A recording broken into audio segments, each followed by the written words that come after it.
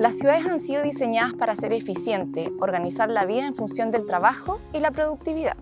Pero ¿alguna vez has visto a un niño transformar una simple vereda en un campo de juegos? ¿Y qué pasa si diseñáramos la ciudad bajo esta misma lógica?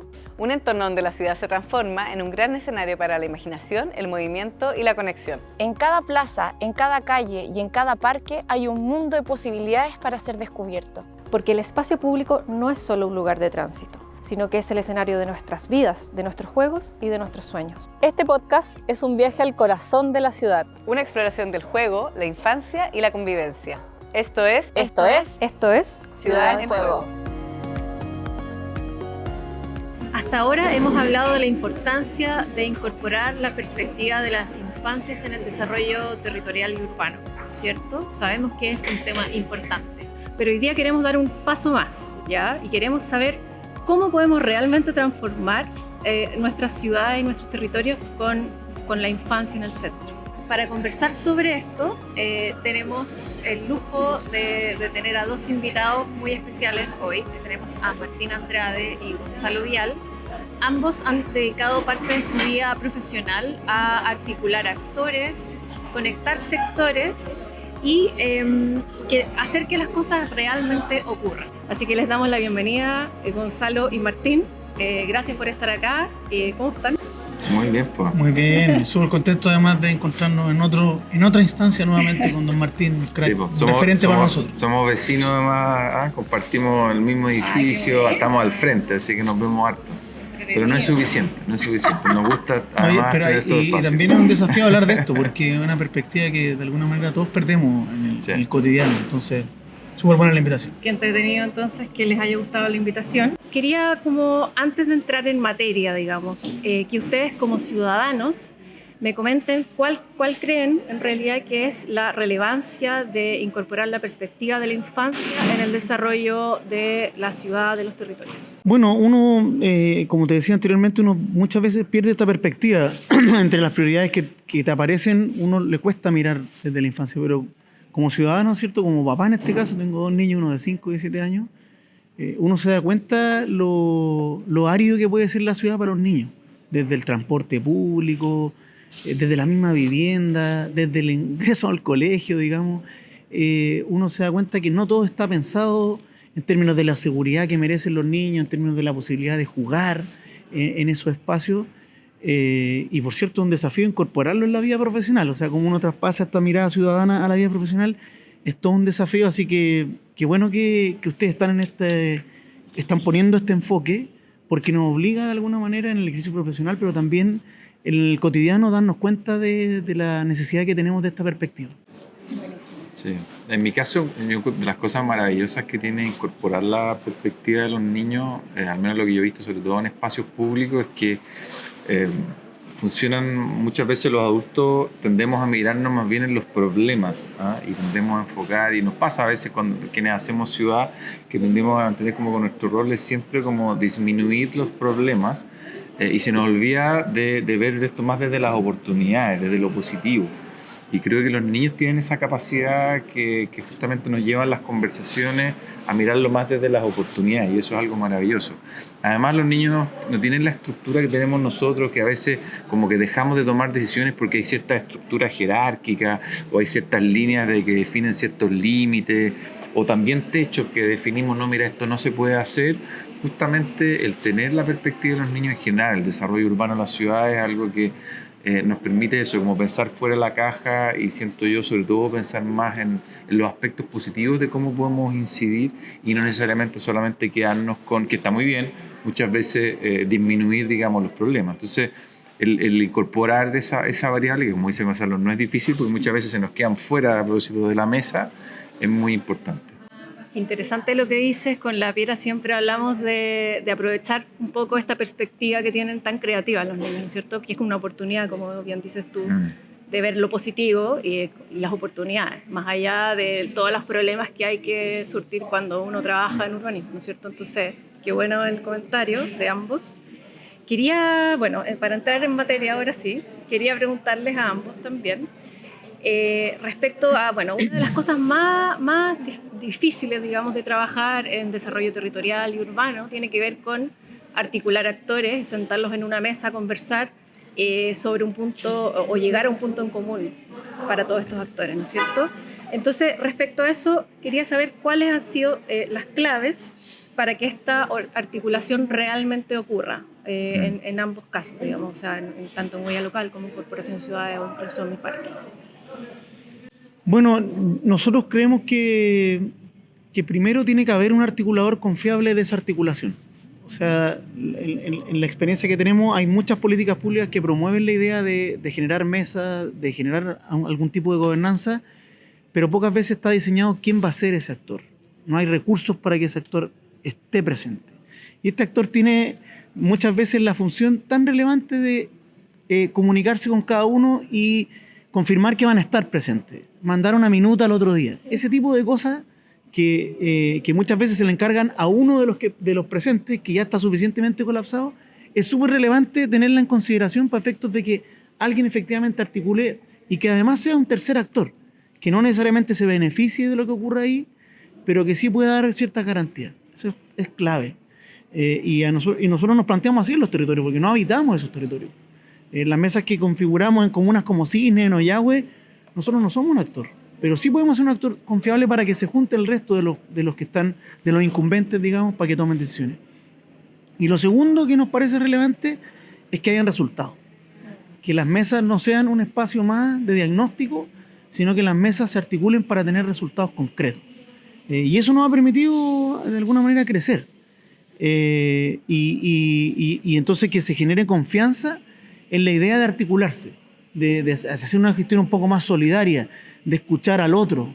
Eso pasa en la medida que la mesa efectivamente tenga una secuencia, se constituya las veces que se dice que se va a constituir y que toque temas que son relevantes para la comunidad, porque el diagnóstico en general en el ámbito local es muy común. O sea, tú hablas con las empresas y los alcaldes y no tienen tanta diferencia. Después va a la comunidad, las sumas y tampoco tienen tanta diferencia. Lo que pasa es que hay temas que la comunidad muchas veces no trata porque sabe que en el espacio no se va a resolver.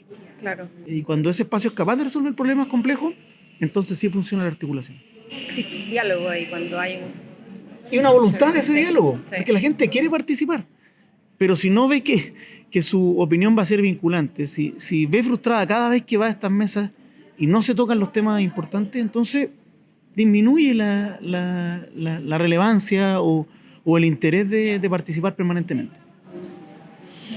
Sí, yo, mira, complementando a lo de Gonzalo, claro, creo que es importante generar los procesos como de...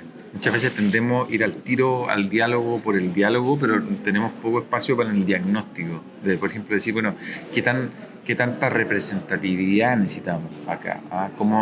¿Qué estrategia hacemos para que en el fondo nadie se nos quede debajo de la mesa, volviendo a la lógica de la mesa? Y ahí volvemos a los temas etarios, por ejemplo, los adultos mayores, los niños. El poder tener una mesa representativa, digamos, de las distintas posiciones es algo que también puede ayudar el éxito en torno a estos temas. Por otro lado, lo que planteaba Gonzalo, en la generación de confianza. La generación de confianza, sobre todo, se genera con varios elementos. Uno de ellos, como decía, en cosas concretas, en transparencia, en un montón de cosas así. Pero también se genera en la medida que sea una escucha activa, digamos, donde realmente uno vaya ante la posibilidad de una hoja en blanco, donde uno esté frente a la posibilidad de dejar el poder y entender que somos todos expertos en ciertas materias, ¿eh? Que no es aquí como el experto consultor el que tiene que definir el proyecto, sino que ellos son expertos, la familia, en el lugar, en el diagnóstico. La consultora puede ser la experta en llevar eso, digamos, a definición de una definición concreta y, en fin, entender que cada uno tiene experiencia, pero también al mismo tiempo respetar la experiencia del otro. Es algo que parece muy simple, pero que a veces cuesta muchísimo hacerlo, con una escucha realmente activa, no ir de nuevo saltándonos así como al tiro a la solución, sino que una escucha activa, realmente entender primero como cuál es la posición de cada uno y sobre eso ir construyendo. O sea, yo creo que esas son las claves, creo yo, para que realmente estos procesos sean duradero en el tiempo y con alianzas y compromisos a largo plazo. Qué interesante lo que dicen, porque en el fondo hay que ser ahí fino con la escucha y sensible, ¿no es cierto?, como con lo que nos van a decir aquellos que son expertos en sus propias materias, ¿no es cierto? Y quizás lo último, así como complementar el rol de la sociedad civil en eso, ¿eh? Porque nosotros representamos instituciones de la sociedad civil y muchas veces el Estado no puede dar continuidad o no tiene la confianza porque hay dudas respecto de quienes ejercen poder. La comunidad respecto a las empresas también tiene dudas. Sí. Y a su vez, estos actores entre ellos también tienen dudas. Hay desconfianza. Entonces la sociedad civil puede ser un articulador confiable de ese espacio. Me parece que es un rol importante en términos de la confianza que se puede generar, pero también del largo plazo. Porque las autoridades van a pasar, los dirigentes también, y los territorios muchas veces se quedan sin ese diagnóstico o sin esos proyectos porque precisamente esos incumbentes ya no están. ¿Quién puede dar continuidad ahí? Es también la sociedad civil. Claro, y yo creo, sumando lo que planteaba Gonzalo, algo que también es como un poco un mantra ahora más en la corporación de entrar con datos, entrar con cifras, entrar con diagnósticos más o menos acabados, con buena información sobre la mesa, ¿eh? Muchas veces cuando entramos directo al diálogo sin esa información pasamos a pensar como lo que yo siento, tú sientes, lo que la guata me dice, ¿me entiendes? Y a veces, claro, cuando son proyectos de alguna forma fáciles o menos complejos, puede que todo resulte bien, pero cuando son decisiones más complejas, que involucra que una decisión puede ir en desmedro de otra o entran a competir, digamos, distintos usos o prioridades, ciertamente que es muy importante también llevar eso sobre la mesa para poder tener diálogos que sean fructíferos y tal como decía Gonzalo, teniendo muy claro hacia dónde queremos ir. El diálogo por el diálogo en sí mismo, si no nos lleva a la generación de acuerdos o no nos lleva a algo un bien mayor de ver cosas físicas, por ejemplo, puede ser diálogo que al revés, más bien tienda a dinamitar, digamos, y retroceder sí. esa generación de confianza en el tiempo. Entonces hay que ser muy cuidadosos en eso, muy fino. Martín, respecto a eso mismo que estás mencionando, tú que has trabajado desde diferentes espacios, ¿no es cierto? ¿Cuál crees que son los principales desafíos que enfrentamos las organizaciones que buscamos poner nuestro foco en la infancia y cómo transformar los territorios con ese foco? ¿Qué crees que nos falta para pasar de la intención a la práctica? Mira, quizás voy a ser muy simplista, pero lo conversábamos, bueno, previamente en la invitación, previo a la invitación está de que de alguna forma, así como se ha ido instalando, por ejemplo, los conceptos de perspectiva de género, o la variable de género en las discusiones, en el fondo para poder tener una buena discusión, y uno ya a veces ve paneles de puro hombre o de pura mujer y uno dice como que ya un poco le choca, sí.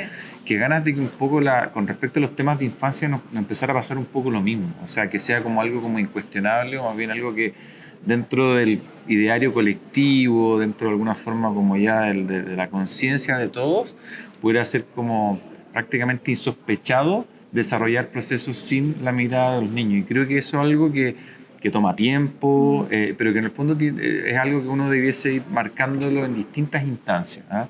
Tal como decía Gonzalo, bueno, a veces se nos queda afuera o nos olvidamos justamente de los niños. Entonces, como a través de metodologías, de buenos ejemplos, de sobre todo de ver el enriquecimiento. Esto que estamos hablando de, oye, ¿por qué será importante vincular a los niños? Bueno, eso hay que llevarlo a cosas concretas y poder demostrar qué podría haber sido los procesos vinculando a los niños o sin vincular a los niños, y entender eso y la riqueza, pero de manera palpable, es como el tipo de cosas que uno como que esperaría que entre todos los que creemos de por qué es importante la vinculación con los niños los podemos hacer.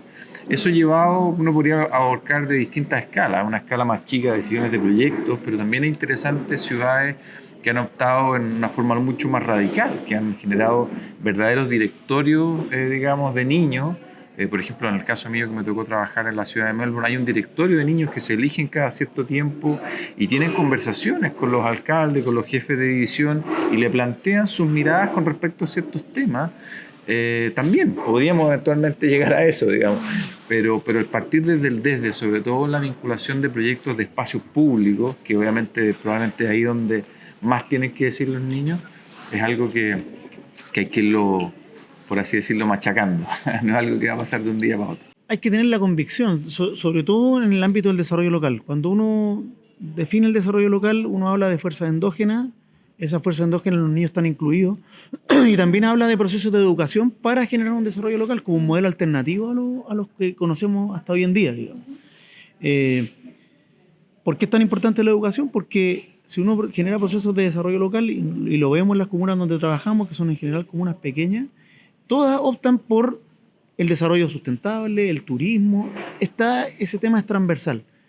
Que la infancia entre en esa discusión es fundamental porque esos procesos no son de corto plazo, son de mediano y largo plazo. Por lo tanto, incluir a la fuerza que significa a los niños es súper importante para efectos de que conozcan su ciudad, que conozcan los hitos turísticos, que sepan la historia de esa ciudad y que la puedan contar, y que ellos también sean un actor de desarrollo, que es súper importante entenderlo así, para que no sea una discusión instrumental de los niños por los niños. Está bien, la infancia tiene su relevancia, yo creo que es indiscutible, y políticamente nadie te lo va a negar, pero ¿cómo pasamos de esa mirada, un poco con la idea de incluir, a una mirada de desarrollo? Creo que tenemos que mirar cómo se generan los procesos de desarrollo local. Hay ejemplos importantes, por ejemplo, en la ciudad de Sevilla, su proceso de desarrollo local incluyó a los niños.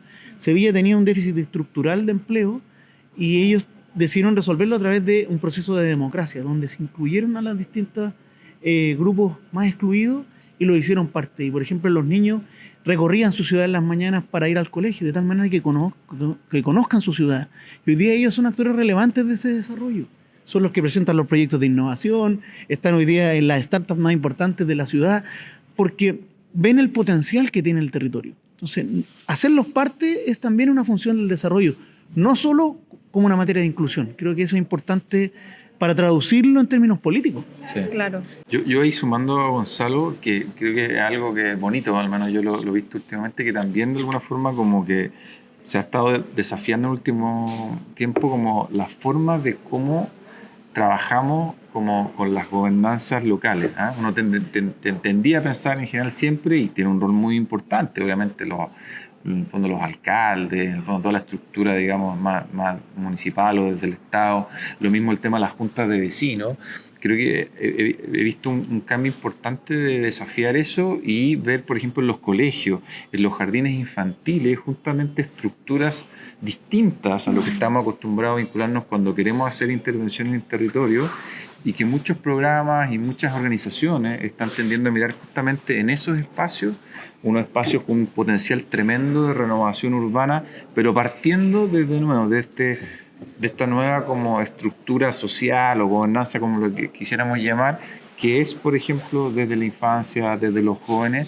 Y a mí me parece que es súper interesante todo el trabajo que se puede ir logrando ahí, y tiene que ver en cosas como plantea Gonzalo, temas de educación, el tema de recorrer la ciudad, pero también hoy día cómo pueden, a partir de justamente esos núcleos, generarse discusiones y el desarrollo de intervenciones que puedan después permear en el espacio público.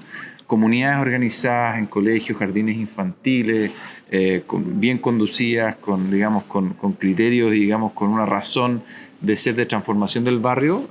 Hay ahí, yo creo que un germen de algo muy bonito que está pasando, no solamente en otros países, sino que yo lo veo con mucho interés lo que está pasando en Chile.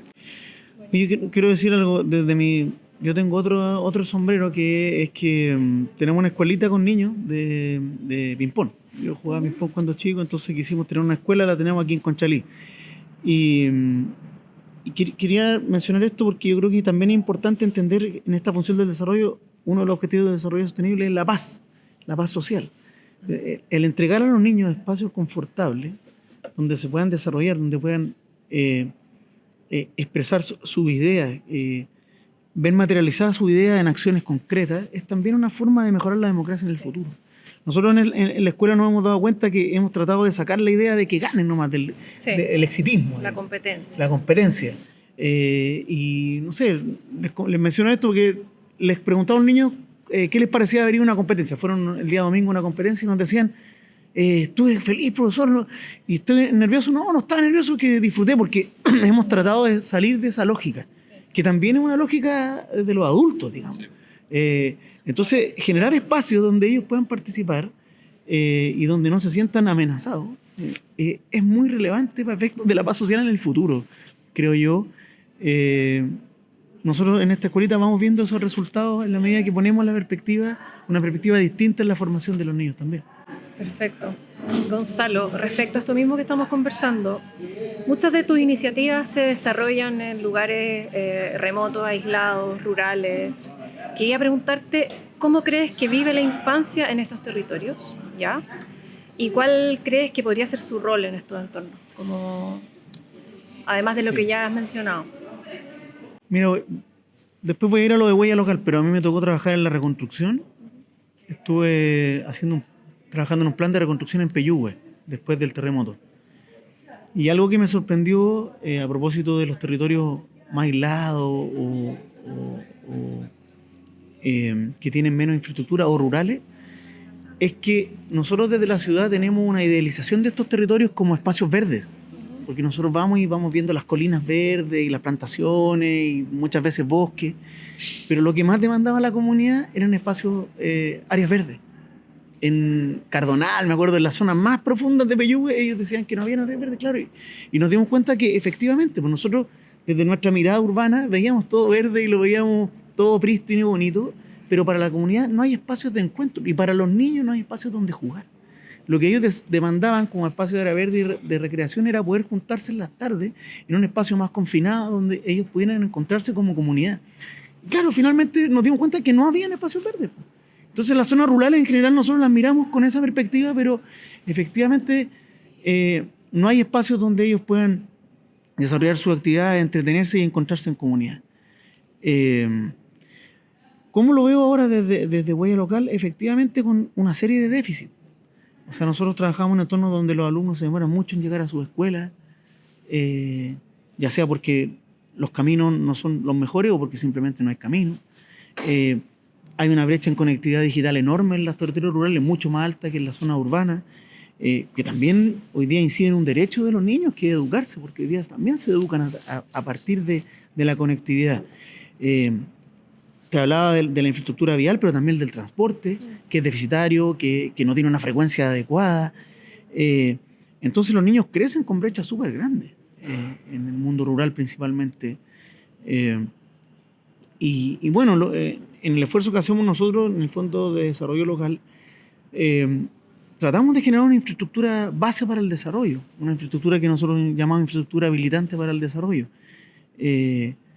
Y por cierto, los niños son una función importante de ese deseo, digamos, porque las personas que hoy día viven en esas comunidades prácticamente no demandan estas cosas. Si tú conversas, por ejemplo, sobre agua potable o sobre educación, las personas te van a decir, mira, no identifican el problema, porque ya están acostumbrados a ir a buscar agua al pozo o transportarse de la forma en que se transporta, pero los niños hoy día están, si uno los compara con el mundo urbano, están naciendo con una desventaja.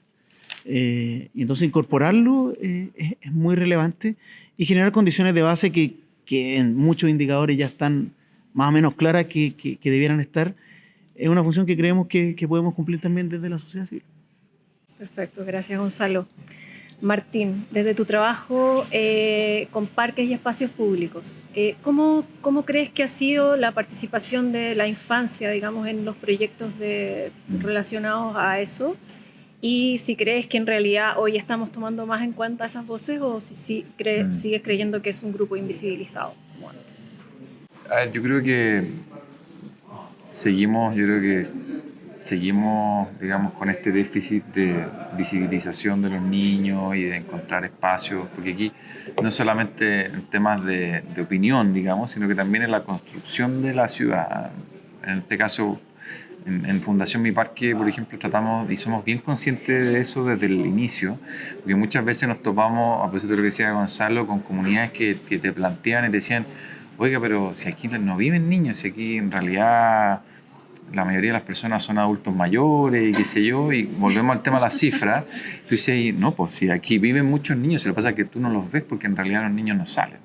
No existen estos espacios y ha sido maravilloso ver muchas veces cómo hemos revertido esa visión que existía, digamos, donde en el fondo al momento de luego de construir estos espacios uno decía, wow, o sea, había una cantidad de niños que estaban recluidos en sus hogares de una forma impresionante. Entonces eso te habla efectivamente, como decía Gonzalo, de brechas impresionantes desde el punto de vista de la accesibilidad a servicios, equipamientos que son fundantes como, no sé, llamarlo como la vida cívica, de sociabilización, digamos, entre los vecinos. Entonces, sin duda que tenemos harto que hacer. Y lo otro, yo creo que también harto que hacer de que entender, y bueno, aquí estamos dando la entrevista muy cerca de probablemente la infraestructura más cara que se ha hecho, que es el Parque Bicentenario de la Infancia.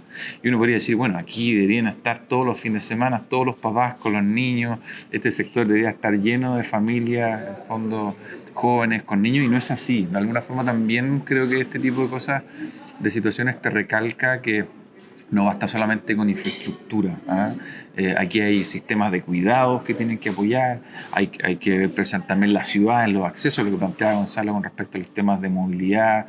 Uno ve en el mundo en general, cuando hay programas que son exitosos en términos de niñez, no abordan solamente la perspectiva desde el punto de vista de las acciones como materiales, por así decirlo, de la infraestructura, sino que tenemos que ir mucho más allá, sobre todo en el contexto que tenemos de país, que hace poco salieron ahí, ¿no es cierto?, resultados del INE que nos muestran que realmente nuestra sociedad, muchas de las razones por las cuales la gente no quiere tener hijos, yo tengo 3 hijos, es porque, claro, ven en el entorno, la sociedad en general, como una amenaza, digamos, justamente para el desarrollo de los niños, del cual uno más bien dice, mira, no quiero entregar esto. Entonces, aquí obviamente los entornos, la infraestructura es fundamental, pero también todo el sistema que puede ayudar a justamente tener esto, el soporte, la seguridad, en fin, tantos elementos que hablamos mucho y que de repente miramos las grandes cifras y es más bien como angustiante. Bueno, eso tiene que pasar a la acción desde el punto de vista, bueno, cuál es el tipo de ciudad que estamos haciendo, cuáles son esos proyectos que permitan, o sea, que tienen que ser fundantes para poder revertir esos contextos. Qué interesante lo que mencionan, porque, bueno, muchos de los capítulos anteriores con los que hemos conversado con otros invitados, siempre sale a colación el tema de que antes, o sea, no todo tiempo pasado fue mejor, pero antes sí se veían más niños en la calle. Sí. Y eso, hoy en día, lo que hay que hacer es como superar estas brechas que existen, como bien dices tú, y enfocarse desde otros puntos de vista que no son solamente de infraestructura. Sí, hay un riesgo también como el tokenismo, o sea, que esto se transforme como en una cosa que lo que plantea Gonzalo, como los niños por los niños, claro. Decir, mira, aquí los niños hicieron estos dibujos de la ciudad que queremos, o sea, bien, simpático, están bonitos los dibujos, pero tomar esta cuestión realmente en serio, realmente en serio. Y yo creo que ahí también, volviendo a la pregunta que nos hacías antes, con respecto al rol de instituciones como las que tienen ustedes, de justamente entender que esto es una cuestión seria, una cuestión, o sea, que puede ser simpático, buena onda, podemos pasarlo bien, pero requiere meterle mucha cabeza a esta cuestión, porque si no puede que nos llenemos de personas que por el nombre de los niños pueden estar haciendo cuestiones, pero las harían de igual forma vinculando a los niños que no. Entonces yo creo que hay que tener mucho ojo en eso si queremos realmente poder avanzar. Lo mismo nos está pasando con los temas climáticos, que a veces empresas dicen, oye, somos muy responsables y armamos una serie de cuestiones, pero tú miráis las cifras y esta gente realmente no está cambiando desde adentro el ADN en la forma de abordarlo. Sí, hay una cuestión que se aborda poco, se entiende por dada, pero no es así, es que es la cuestión programática, porque detrás de la infraestructura tiene que haber programa. O sea, nosotros conocemos hartas experiencias de infraestructura deportiva que está subutilizada porque no hay programa. Detrás de construir una infraestructura, detrás de construir una biblioteca, guarderías que existen en otros países que son el espacio para que los papás puedan ir a dejar seguro a sus hijos. Que no es un espacio educativo necesariamente, sí puede servir para eso, pero es un espacio de resguardo. Entonces, hace falta también mirar el tema programático detrás de la infancia, que va más allá de la escuela. Porque este reclamo de que el niño no sale a la calle, primero no conozco muchas cifras respecto de eso porque la población de los niños siguen jugando en las calles. Nosotros tenemos esta escuela en Conchalí y las calles se llenan todos los días. El tema es qué riesgos se corren en esos espacios. Claro. Y lo otro es que lo que yo veo es que no hay programa. Un profesor de educación física no puede vivir en Chile sin tener 5 trabajos, movilizándose por toda la ciudad con sus propios materiales para hacer una clase. Entonces, ¿qué calidad de programa le estamos entregando a los niños para que se diviertan? Y te hablo del tema de educación física, conozco mucho la situación del deporte, pero probablemente en cultura y en otras pasen cosas similares. ¿qué calidad de programa le damos a los niños? Yo creo que esa es una cuestión que miramos poco, que no está muy inserta en las políticas públicas porque probablemente Chile es un país que ha ido superando sus déficits de infraestructura recién. Entonces, quizás es una demanda de segunda generación, pero ya no lo creo, porque en general uno ve en todas las poblaciones ya hay una cancha, hay un espacio, hay una sede, pero ¿en qué circunstancias se encuentra? ¿Qué programas están asociados? ¿Quién financia el resguardo en esos espacios? La mantención de esos espacios, el apoyo a las juntas vecinales para que eso esté en buen estado. Y así los niños estén realmente invitados a salir, porque si no, queda en la retórica simplemente esta invitación a salir a la calle. De todas maneras. Bueno, cuando hablamos de territorios, de ciudades, de la definición del bienestar, de la calidad de vida, casi como todos los caminos llevan a Roma, todos los caminos nos han llevado a nosotros a la infancia. O sea, de alguna u otra forma lo hemos conversado con otros invitados también en este podcast. Siempre la infancia aparece. Siempre la infancia aparece. Lo hablamos con Kurt Stephens, lo hablamos con José Gómez, lo hablamos con muchas personas con las que hemos hablado. Entonces, ¿por qué creen ustedes, dónde creen ustedes que están las principales dificultades para llevar a cabo proyectos pertinentes para la niñez y por qué no se está invirtiendo más en ese tema? A mí me tocó generar un Pladeco, no voy a decir el nombre de la comuna, pero una comuna de la región del Maule, un plan de desarrollo comunal, y los adultos no percibían los problemas de los niños. O sea, los adultos entendían que ciertas coberturas, por ejemplo en la educación, daban el problema de la educación por resuelto.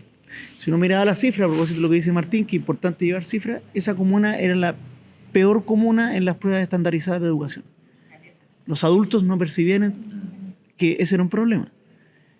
Porque, como te decía, los adultos tienen, quizás no es una buena palabra, pero una desesperanza aprendida respecto de su futuro. Ni siquiera ven que los niños pueden llegar un paso más allá que ellos. Entonces, creo que es muy importante el buen diagnóstico del tema de la infancia. Yo creo que Colunga ha hecho un trabajo importante en ese diagnóstico, en poner el tema en el centro. Y lo otro es no caer en que la infancia sea un tema identitario. Yo creo que ahí se corre un riesgo. El tema en el territorio de verdad es muy transversal. La infraestructura está deteriorada para todos, la seguridad es necesaria para todos. Por lo tanto, los niños tienen que beneficiarse de que ese entorno sea bueno. Obviamente, ojalá pensado también desde ellos para que responda a sus requerimientos, pero que no sea un tema de identidad, que sea más bien un tema territorial abordado con integridad. Porque si no, vamos a caer como en estas demandas parciales que finalmente nos tienen enfrascados en identidades que finalmente convergen en el territorio y que nos logran sacar una agenda, porque al final todos tiran para su lado. Yo creo que la infancia es un tema transversal, hay que presentarlo como tal y hay que dar una perspectiva territorial a las soluciones que busquemos para la infancia en el futuro. Sí, yo ahí complementando, hay una cosa que, bueno, Gonzalo también nos ha estado apoyando, que tiene que ver, claro, tener una reflexión también mayor con respecto a cómo se invierten los recursos en las ciudades. Hemos visto con preocupación en distintas ciudades de Chile, tiende a ocurrir que los recursos en infraestructura, en servicios, tienden a irse a lugares donde ya hay mayor bienestar, o sea, tienden a más bien seguir desequilibrando la balanza desde el punto de vista del bienestar territorial.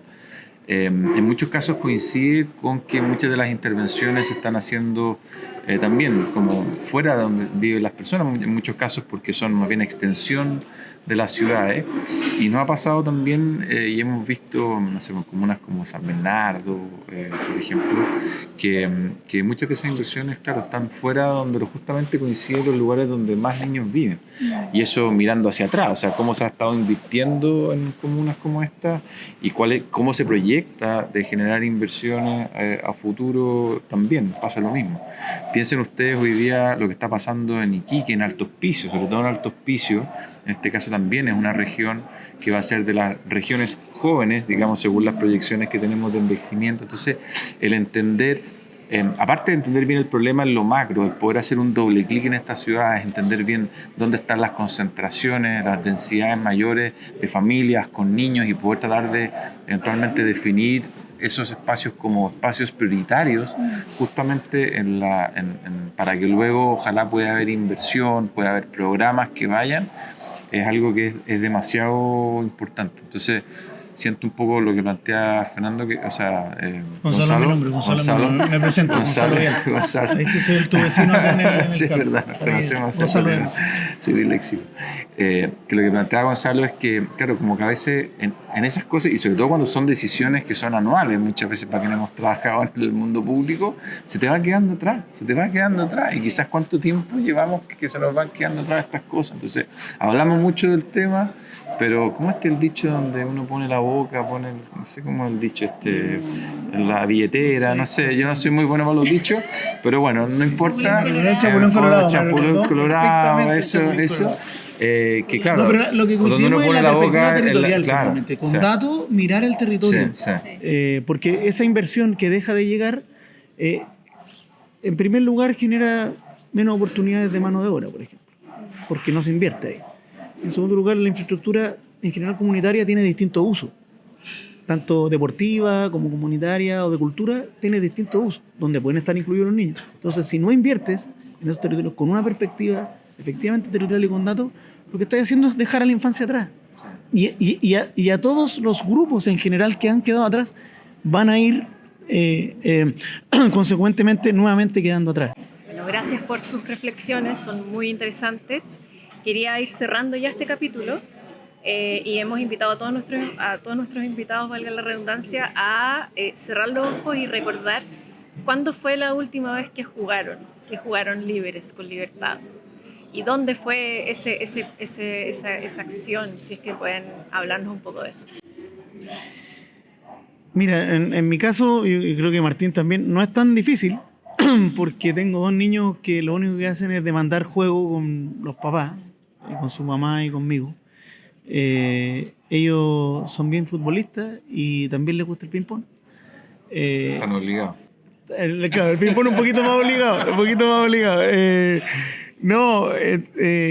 Hemos jugado harto, además en el verano, recuerdo harto, tuve unas pequeñas vacaciones donde entre piscina, juego de ping-pong, porque tenía una mesita ahí, fútbol, estuvimos todo el día, tuve la suerte de irme solo con ellos, porque la mamá tenía que trabajar, entonces nos dedicamos a hacer todos los días juego y competencia entre los tres, y ahí, bueno, uno se da cuenta de la diferencia que genera tener cierta infraestructura, como tener una mesita de ping-pong en este caso, tener una piscina donde tirarse, tener una canchita con 2 arcos, hacía toda la diferencia. De no haber existido ese espacio, probablemente hubiésemos estado frente a la tele, mucho más aburridos, sin una dinámica como la que tuvimos, así que sí, juego harto, me toca jugar harto con ellos.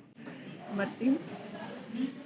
Sí, yo creo que tuve la suerte de ir en el verano al sur y estuvimos un buen rato con los niños en el bosque, y claro, y ahí cada árbol caído que está ahí era un barco, era una cuestión distinta. A propósito de los problemas técnicos que hemos tenido, que la gente que nos está escuchando no los vio, de que se acabaron las pilas. Claro. Uno pasa a veces que hemos cortado alguna vez, pero ustedes no lo ven porque este es un equipo de lujo y se encarga de que esas cosas no se vean. Claro, de repente, oye, un autocontrol remoto que llegó para la Navidad, que no duraba nada, la cuestión es un desastre, pero pasamos ahí en el bosque, me acuerdo, con los niños mucho rato y me llegó un par de ahí rasguñones por ahí, qué sé yo, pero sí, esa yo creo que es la última vez que recuerdo haber estado jugando, con cosas totalmente sencillas y como con esta sensación así de libertad total, que es maravilloso. Tiene eso de resignificar el juego, ¿no es cierto? Totalmente. Puedes tomar lo que sea y jugar de 1000 formas con eso. Y yo creo que en general, claro, y en las ciudades están como en peligro de extinción esos lugares, ya van quedando pocos lugares como eso.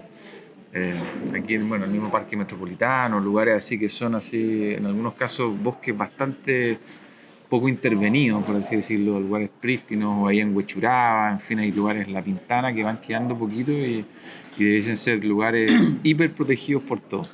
Y qué importante también es, último así, reivindicar el ocio, ese espacio de juego. En la sociedad que hoy día vivimos, en general, tendemos incluso a la autoexplotación, porque antes, según el capitalismo te explotaba, hoy día nos queremos explotar y nos sentimos realizados de explotarnos trabajando. Y nos pasa todo. Probablemente por las causas, los propósitos que hayan, es legítimo, pero hay que reivindicar el ocio, porque ese espacio de juego también te genera beneficios que de mediano y largo plazo que son súper importantes para la familia, para los niños y para uno. permite conectar con el otro, principalmente ese ocio y ese juego también, ¿no? Sí. Queremos darle las infinitas gracias a ustedes, Gonzalo, Martín, muchas gracias por participar con nosotros y compartir sus ideas con nosotros. Quedamos con varias ideas dando vuelta que nos gustaría que todos nuestros escuchas como que lo mastiquen, lo incorporen, digamos. Nos quedamos con conceptos como la escucha activa, nos quedamos con el concepto de la importancia de la sociedad civil y de la paz social, ¿no es cierto? Que es materia contundente y para seguir conversando en este podcast en los próximos capítulos. Así que muchas gracias y esto fue un capítulo nuevo de Ciudad del Juego.